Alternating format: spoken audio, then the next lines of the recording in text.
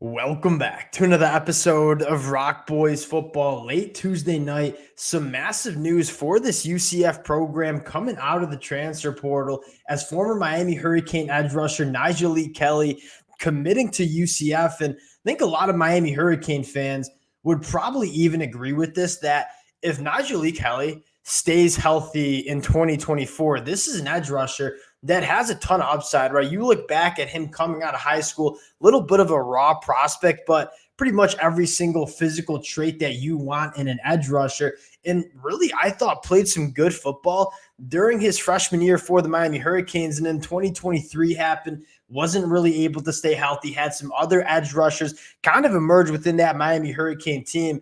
I think you make no mistake about this. I really like this pickup for UCF, but I think more importantly, I love how Gus Malzahn is going about building this UCF program where he's getting it done on the high school recruiting trail. Currently has a top 17 class in the country in 2025, but also is balancing it with some really good work in the transfer portal as well. And we have this conversation a lot.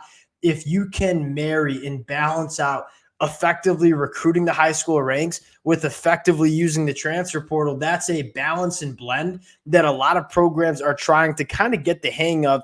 And I think Gus Malzahn is doing a really nice job of that. Want to get into Nyjalik Kelly, talk a little bit about where UCF is going in the transfer portal. For UCF fans, it might be an exciting next couple of days for UCF on the transfer portal trail, I should say. Before we get into it, as always, just want to say thank you to you guys.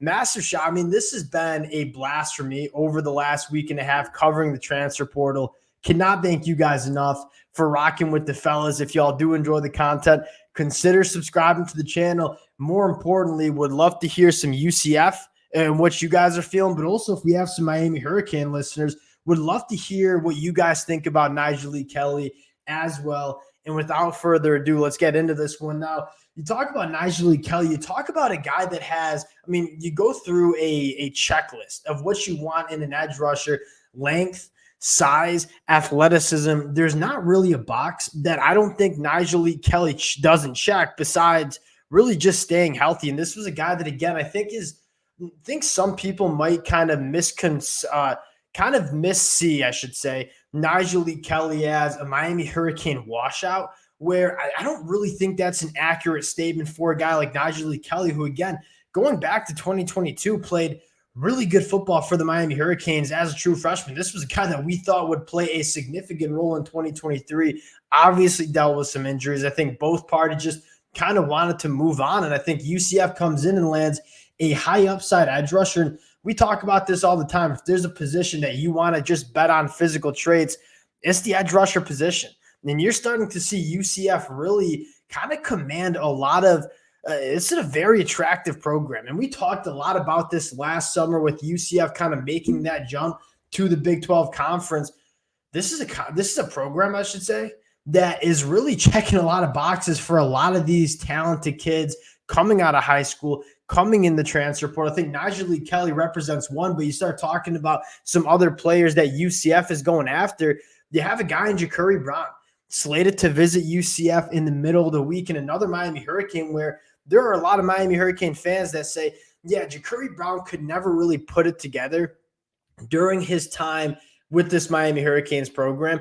We were patient with him. We know he has all the physical traits. And I think this is a guy particularly that a lot of Miami Hurricane fans are really rooting for. At least I know I am. A guy that really tried to battle it out with this Miami Hurricanes program, has all the traits in the world. And I think this is a perfect landing spot for a guy like Ja'Cory Brown, who kind of can sit behind a guy like KJ Jefferson, who largely very similar skill sets. And I think Ja'Cory Brown, more importantly, really fits into this Gus Malzahn offense, where he probably didn't fit into the Shannon Dawson offense with that Miami Hurricanes offense. So you look at potentially getting a guy in Ja'Cory Brown who probably sits a year behind KJ Jefferson, is a damn good backup for KJ Jefferson, and that is probably your starting quarterback in 2025. And if you're a UCF fan, you make no mistake, this is a building process for UCF going into their second year at the, I guess I should say, Power 4 level. Gus Malzahn knows the heights that this program can go to, and it is going to be about building year after year, grabbing that talent for not just 2024, but the next couple of years. I think Ja'Curry Brown, a guy that's only going to be a redshirt sophomore, certainly can be a building block for UCF. And you talk about the definition of building blocks. Look no further than Jason Zandamela, who is going to be a true freshman in the 2024 year, a guy that had offers from about every single program across the country coming out of high school. He early enrolls at USC, decides to hit the transfer portal. He's the number 7 player available in the transfer portal. Again, a guy that you have for at least 3 more years.